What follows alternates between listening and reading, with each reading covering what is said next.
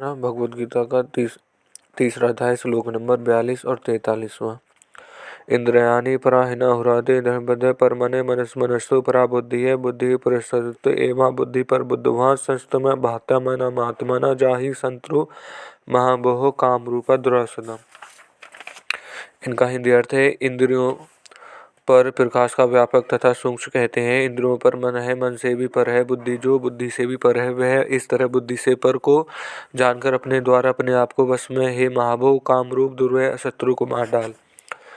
व्याख्या शरीर अथवा विषय में इंद्रियों पर है। तात्पर्य है कि इंद्रियों के द्वारा विषयों का ज्ञान होता है, पर विषयों के द्वारा इंद्रियों का ज्ञान नहीं होता। इंद्रियां विषयों के बिना भी रहती हैं, पर इंद्रियों के बिना विषयों की सत्ता सिद्ध नहीं होती। विषयों में यह सामर्थ्य नहीं कि वे इंद्रियों को प्रकाशित करें, फिर तो इंद्रियां विषयों को प्रकाशित करती हैं। इंद्रियां वहीं रहती हैं, पर विषय बदलते रहते हैं। इंद्रियां व्यापक हैं और विषय व्याप्त है, अर्थात विषय इंद्रियों के अंतर्गत आते हैं, पर इंद्रियां विषयों के अंतर्गत नहीं आती। विषयों की अपेक्षा इंद्रियां सूक्ष्म है, इसलिए विषयों को अपेक्षा इंद्रियां शेष सबल प्रकाशक व्यापक और सूक्ष्म है। इंद्रियां मन को नहीं जानती, पर मन सभी इंद्रियों को जानता है। इंद्रियों को भी प्रत्येक इंद्रियां अपने अपने विषय को ही जानती है, अतः इंद्रियों को विषय को नहीं। जैसे कान केवल शब्द को जानते हैं, पर स्पर्श रूप रस और गंध को नहीं जानते। त्वचा केवल स्पर्श को जानती है, पर शब्द रूप रस और गंध को नहीं जानती। नेत्र केवल रूप को जानती है, पर शब्द स्पर्श रस और गंध को नहीं जानते। रसना केवल रस को जानती है, पर शब्द स्पर्श रूप और गंध को नहीं जानती। और नसिका केवल गंध को जानती है, पर शब्द स्पर्श रूप और रस को नहीं जानती। परंतु मन पांचों इंद्रियों को तथा उनके विषय को जानता है, इसलिए मन इंद्रियों से श्रेष्ठ सबल प्रकाशक व्यापक और सूक्ष्म है।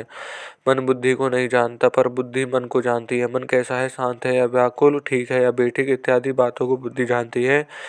इंद्रियां ठीक काम करती हैं या नहीं, इसको भी बुद्धि जानती है। तात्पर्य है कि बुद्धि को मन को और उसके संकल्पों को भी जानती है, और इंद्रियों को तथा उनके विषयों को भी जानती है। इसलिए इंद्रियों पर जो मन है वह उनसे भी बुद्धि पर है। बुद्धि का स्वामी अहम है, इसलिए कहते हैं मेरी बुद्धि बुद्धि कारण है और अहम करता है, परंतु परतंत्र होता है, पर कर्ता स्वतंत्र होता है।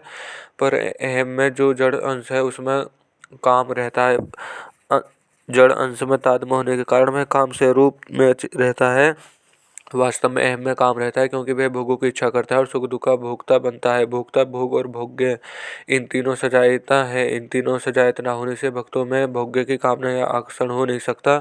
भोक्तापन जो प्रकाशक है, जिसके प्रकाश में भोक्ता, भोग और भोग्य तीनों की सिद्धि होती है, पर उस परम प्रकाशक में काम नहीं है। अहम तक सब प्रकृति का अंश है, उस अहम से भी आगे साक्षात परमात्मा का अंश स्वयं है, जो शरीर इंद्रिय मन बुद्धि और अहम इन सब का आश्रय आधार कारण और प्रेरक है, तथा श्रेष्ठ बलवान प्रकाशक व्यापक और सूक्ष्म है।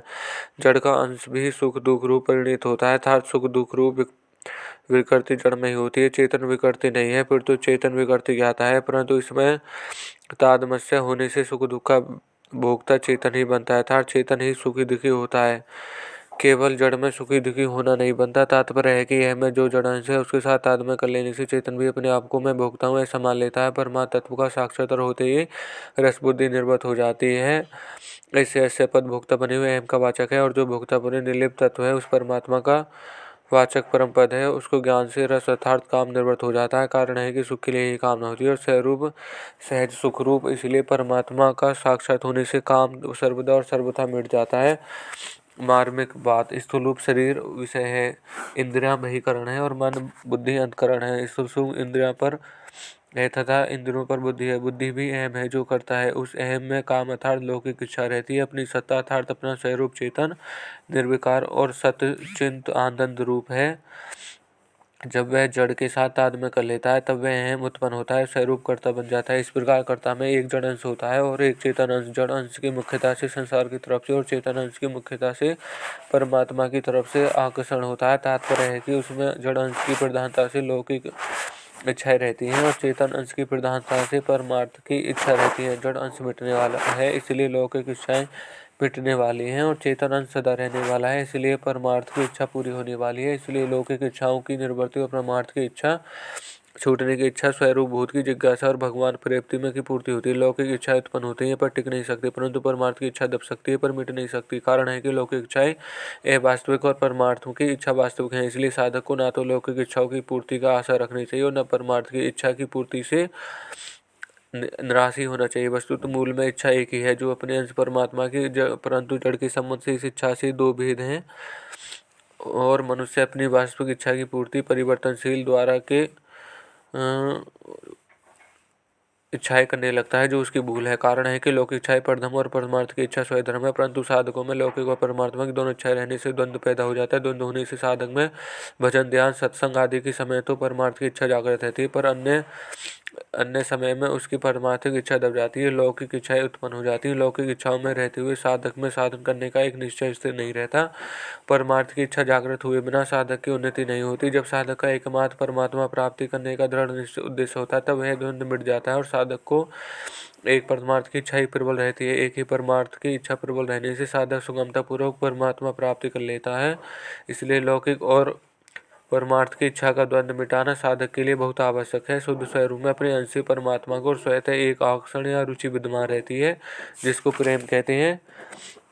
जब वह संसार के साथ अपना संबंध मान लेता है, तब तक वह प्रेम दब जाता है और काम उत्पन्न हो जाता है। जब तक काम रहता है तब तक प्रेम जागृत नहीं होता। जब तक प्रेम जागृत नहीं होता तब तक काम का सर्वथा नाश नहीं होता। जड़ अंश की मुख्यता से जिसमें सांसारिक भोगों की इच्छा रहती है, उसी में चेतन अंश की मुख्यता से परमात्मा की इच्छा भी रहती है। तो वास्तव में काम का निवास जड़ अंश में ही है, पर वह अपने चेतन के संबंध से ही चेतन का संबंध छोड़ते ही काम का नाश हो जाता है। तात्पर्य हुआ कि चेतन के द्वारा जड़ से संबंध विच्छेद करते ही जड़ चेतन ताद में अहम का नाश हो जाता है और अहम का नाश होते ही काम भी नष्ट हो जाता है। अहम में जो जड़ अंश है उसमें काम रहता है। उसकी प्रबल युक्ति है कि दृश्य रूप में दिखने वाला संसार, उसे देखने वाली इंद्रिय तथा बुद्धि और उसे देखने वाले स्वयं भोक्ता, इन तीनों में जाती एकता के बिना भोक्ता का भोग्य की ओर आकर्षण नहीं हो सकता। कारण है कि आकर्षण सजातीयता में होता है, विजयता में नहीं। नेत्रों का रूप के प्रति ही आकर्षण होता है, शब्द के प्रति नहीं। यही बात है कि सब इंद्रिय लागू होती है। बुद्धि को भी समझने के विषय में आकर्षण होता है, शब्द आदि विषयों में इंद्रियों को साथ में लेने से ही होता है। ऐसे ही स्वयं की परमात्मा की तात्विक एकता है, इसलिए स्वयं को परमात्मा की ओर आकर्षण होता है। यह तात्विक जड़ एकता जड़ का अंश का सर्वथा त्याग करके जड़ से माने हुए संबंध का सर्वथा विच्छेद करने से ही अनुभव आती है। अनुभव आते ही प्रेम जागृत हो जाता है। प्रेम में जड़ता का अंश भी शेष नहीं रहता, अर्थात जड़ता का अत्यंत अभाव हो जाता है। प्रकृति के कार्य महत्व तत्व का अत्यंत सूक्ष्म कारण से ही अहम का जड़ अंश है और इस कारण से ही मैं रहता है। कारण से ही ताद में काम स्वयं में देखता है। ताद में मिटने पर जिसमें काम का लेस भी नहीं है, उसमें अपने शुद्ध स्वरूप का अनुभव हो जाता है। स्वरूप का अनुभव हो जाने पर काम सर्वथा निर्वत हो जाता है। पहले शरीर पर इंद्रियों पर मन से पर बुद्धि और बुद्धि पर काम कर को बताया। जब उपयुक्त दोनों पदों बुद्धि को काम जानने के लिए कहने का अभिप्राय है कि काम अहम में रहता है, अपने वास्तविक स्वरूप में काम नहीं है। यदि स्वरूप में काम होता है तो कभी मिटता नहीं। नासमान जड़ के साथ तादात्म्य कर लेने से ही काम उत्पन्न होता है। तादात्म्य में भी काम रहना तो जड़ पर है, पर देखता है स्वरूप में। इसलिए बुद्धि पर रहने वाले इस काम को जानकर उसका नाश कर देना चाहिए। बुद्धि पर अहम में रहने वाले काम को मानने का उपाय है अपने द्वारा अपने आप को वश में करना, अर्थात अपना संबंध अपने केवल शुद्ध स्वरूप के साथ अपने अंश के भगवान के साथ रखना, जो वास्तव में छठे अध्याय के 5वें श्लोक में पदों से छठे श्लोक में पदों से कहा गया है। स्वरूप साक्षात परमात्मा का अंश है और शरीर इंद्रिय मन बुद्धि संसार का अंश है। जब स्वरूप अपने अंश से परमात्मा विमुख होकर प्रकृति के सम्मुख हो जाता है, तब उसमें कामना उत्पन्न हो जाती है। कामना अभाव से उत्पन्न होती है और अभाव संसार के संबंध से होता है, क्योंकि संसार अभाव रूप है। संबंध विच्छेद होते ही कामनाओं का नाश हो जाता है, क्योंकि स्वरूप में अभाव नहीं है। परमात्मा विमुख हो संसार से अपना संबंध मानने पर उस जीव की इच्छा वास्तविक इच्छा अपने अंश की परमात्मा को प्राप्त होने होती है। मैं सदा जीता रहूं, मैं अपने कुछ ना कुछ जाऊं, मैं सदा के लिए सुखी हो जाऊं, इस रूप में वह वास्तव में सिद्ध चेतन स्वरूप परमात्मा की इच्छा करता है। पर संसार में संबंध मानने के कारण वह भूल से इन इच्छाओं को संसार से ही पूरी करना चाहता है। यही काम है कि इस काम की पूर्ति तो कभी नहीं हो सकती, इसलिए वह काम का नाश तो करना ही पड़ेगा। जैसे संसार में अपना संबंध जुड़ना है, वह उसे तोड़ भी सकता है। इसलिए भगवान ने अपने द्वारा ही संसार से अपना संबंध विच्छेद करके काम को मानने की आज्ञा दी है। अपने द्वारा ही अपने आप को वश में करने की कोई अभ्यास नहीं है, क्योंकि अभ्यास संसार की सहायता से होता है। इसलिए अभ्यास में संसार के संबंध की सहायता लेनी पड़ती है। वास्तव में अपने स्वरूप में स्थिति अथवा परमात्मा की प्राप्ति संसार की सहायता से नहीं होती, परंतु संसार की ताक से अपने आप से होती है। जब चेतन अपना संबंध जड़ के साथ मान लेता है, तब उसमें संसार की इच्छा भी रहती है और उस परमात्मा की भी जड़ से संबंध रहने पर जीवन में यही भूल होती है कि वह स्वतः चित्त सिद्ध आनंद रूप परमात्मा की इच्छा विलास को संसार से पूरी करने के लिए सांसारिक पदार्थों को इच्छा करने लगता है। परिणाम स्वरूप इसकी ये दोनों इच्छाएं कभी मिटती नहीं। संसार को जानने के लिए संसार से अलग होना और परमात्मा को जानने के लिए परमात्मा से भिन्न होना आवश्यक है, क्योंकि वास्तव में स्वयं की संसार से भिन्नता और परमात्मा से भिन्नता है। परंतु संसार की इच्छा करने से संसार से अपनी अभिन्नता समीपता करने से स्वयं परमात्मा को अपनी भिन्नता दूरी मान लेता है, पर उसकी संभावना ही नहीं। हाँ, सांसारिक इच्छाओं को मिटाने के लिए परमार्थ की इच्छा करना बहुत उपयोगी है। यदि परमार्थ की इच्छा तीव्र हो जाए तो लौकिक इच्छाएं स्वतः मिट जाती हैं। लौकिक इच्छाएं सर्वथा मिटने पर परमात्मा की इच्छा पूरी हो जाती है, अर्थात निरपराय परमात्मा का अनुभव हो जाता है। कारण है कि वास्तव में परमात्मा सदा सर्वत्र विद्यमान है, पर लौकिक इच्छाएं रहने से उसका अनुभव नहीं होता। महाभू का अर्थ है बड़ी और बलवान। भाजुओं अर्थात सूर्य अर्जुन को महाभू पर्द अर्थात सूर्य कहकर भगवान यह लक्ष्य कर आते हैं कि तुम इस काम को स्वरूप शत्रु का दमन करने में समर्थ हो। संसार में संबंध रखते हुए काम का नाश करना बहुत कठिन है। यह काम बड़ों बड़ों को भी विवेक ढककर उन्हें कर्तव्य च्युत कर देता है, उससे उसका पतन हो जाता है। इसलिए भगवान इसे दुर्जय शत्रु कहा है। काम को दुर्जय शत्रु कहने का तात्पर्य इससे अधिक सावधान रहने में है और जो दुर्जय समझकर निराश होने में नहीं। किसी एक कामना की उत्पत्ति, पूर्ति, अपूर्ति और निवृत्ति होती है। इसलिए मात्र कामना उत्पन्न और नष्ट होने वाली, परंतु सत्य निरंतर रहता है और कामनाओं का सर्वथा और नष्ट होने का जानता है। तो कामनाओं को वह सुगमता संबंध विच्छेद कर लेता है, क्योंकि वास्तव में संबंध है ही नहीं। क्योंकि साधक को कामनाओं को कभी घबराना नहीं चाहिए। यदि साधक को अपने कल्याण का पक्का उद्देश्य है तो वह काम को सुगमता पूर्वक मार सकता है। कामनाओं को त्याग में अथवा परमात्मा को प्राप्ति में सब स्वतंत्र, अधिकारी, योग्य और समर्थ है, परंतु कामनाओं की पूर्ति में कोई भी स्वतंत्र, अधिकारी, योग्य और सामर्थ्य नहीं है। कारण है कि कामना पूरी होने वाली है ही नहीं। परमात्मा अपने मानव शरीर अपनी प्राप्ति के लिए ही दिया गया है, अतः कामना का त्याग करना कठिन नहीं है। सांसारिक भोग पदार्थों को महत्व देने के कारण ही कामना का त्याग कठिन मालूम देता है। सुख की कामना को मिटाने के लिए भगवान समय समय पर दुख भेजते हैं कि सुख की कामना मत करो, कामना करोगे तो दुख पाना ही पड़ेगा। सांसारिक पदार्थों को कामना का मनुष्य दुख से कभी बचता नहीं। यह नियम है कि क्योंकि संयोग जन्य भोग ही दुख के होते हैं। स्वयं को मैं अनंत बाला हूँ, अपनी सत्ता को बल को पाकर ही बुद्धि, मन बुद्धि और इंद्रिय सात्वान बलवान होते हैं, परंतु जड़ के संबंध से जोड़ने के कारण में अपने बटल को भूल रहा है और वह अपने बुद्धि, मन और इंद्रियों के अधीन मर रहा है। तब काम रूप शत्रु को मारने के लिए अपने आप को जानना और अपने बल को पहचानना बड़ा आवश्यक है। काम जड़ के संबंध में और जड़ में ही होता है। तादय में होने से स्वयं रूप में प्रतीत होता है। जड़ का संबंध ना रहे और काम है ही नहीं, इसलिए यह काम को मानने का तात्पर्य वस्तुतः काम का सर्वथा अभाव बताने में है। इसके विपरीत यदि काम अर्थात कामना की सत्ता को बांधकर उसे मिटाने की चेष्टा करें तो कामना का मिटना कठिन है। कारण है कि वास्तव में कामना की स्वतंत्रता सत्ता है ही नहीं। कामना उत्पन्न होती है, नहीं कामना ना करें तो पहले की कामना अपने आप नष्ट हो जाएंगी। इसलिए कामना को मिटाने का तात्पर्य नई कामना न करना। शारीरिक संसार पदार्थों में मेरा और मेरे लिए मान से ही अपने आप को कमी का अनुभव होता है, पर मनुष्य भूल से उस कमी को पूर्ति के लिए सांसारिक पदार्थों को ही करना चाहता है। इसलिए यह पदार्थों को कामना करता है, परंतु वास्तव में आज तक सांसारिक पदार्थों को किसी भी कमी की पूर्ति हुई नहीं, होगी ही नहीं और हो सकती ही नहीं। कारण है कि स्वयं अविनाशी है, पदार्थ नाशवान है। स्वयं अविनाशी होकर भी नाशवान की कामना करने से लाभ तो कोई होता है नहीं है और हानि को स्त्री भी बाकी रहती है। इसलिए भगवान कामना को शत्रु बताते हुए उसे मार डालने की आज्ञा देते हैं। कर्मयोग द्वारा इस कामना का नाश सुगमता से हो जाता है। कारण है कि कर्मयोग का साधक सांसारिक छोटी से छोटी अथवा बड़ी से बड़ी शत्रु को उसे मार डालने की आज्ञा देते हैं। कर्मों का साधन अथवा बड़ी से भी प्रत्येक क्रिया परमात्मा प्राप्त उद्देश्य रखकर दूसरे के लिए है। कामना की पूर्ति के लिए वह प्रत्येक बिना निष्काम भाव से एवं दूसरों के हित और सुख के लिए करना है, अपने लिए कुछ भी नहीं करना करता है। उसके पास जो समय, समझ, सामग्री, सामर्थ्य वह सब अपनी नहीं है, पर तो मिली हुई और बिछुड़ जाएगी। इसलिए वह अपने किसी न मानकर निस्वार्थ भाव से संसार की सेवा में लगा देता है। उसे पूरी की पूरी संसार की सेवा में लगा देता है, अपने पास बचाकर नहीं रखता। अपना न मानने से वह पूरी की पूरी सेवा में लग जाते हैं। अन्यथा नहीं। कर्मयोगी अपने लिए कुछ करता ही नहीं, अपने लिए कुछ आता ही नहीं और अपना कुछ मानता ही नहीं। इसलिए उस कामना को नाश सुगमता पूर्वक हो जाता है। कामना को सर्वथा नाश होने पर उसका उद्देश्य की पूर्ति हो जाती है। वे अपने आप में ही अपने आप को कृत्य ज्ञात तत्व और प्राप्त हो जाता था। उसके लिए कुछ भी ना करना, जामना पाना शेष रहता है। परिशिष्ट भाव भगवान ने इंद्रिय, मन और बुद्धि का नाम तो लिया है पर अहम का नहीं लिया। अहम बुद्धि से परे है। 7वें अध्याय के 4थे श्लोक भगवान ने बुद्धि के पद को अहम लिया गया है। अतः यहाँ से पदों से अहम में रहने वाला काम नहीं लीजिए। जब तक स्वरूप का साक्षात्कार नहीं होता तब तक अहम के अंश रहता है।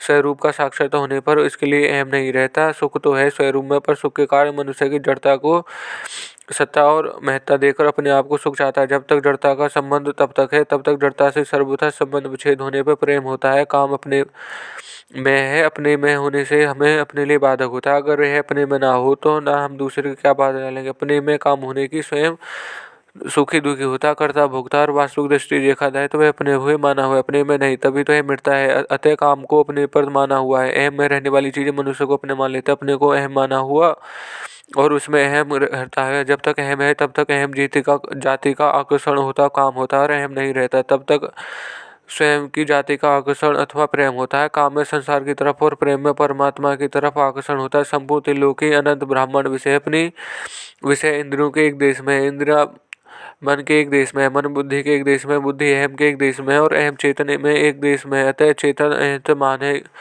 जिसके अंतर्गत संपूर्ण त्रिलोकी अत्यंत ब्रह्मांड विद्वान है, परंतु अपरा प्रकृति के एक अंश अहम के साथ अपना संबंध जोड़ने के कारण मनुष्य अपने को अत्यंत छोटा देखता है।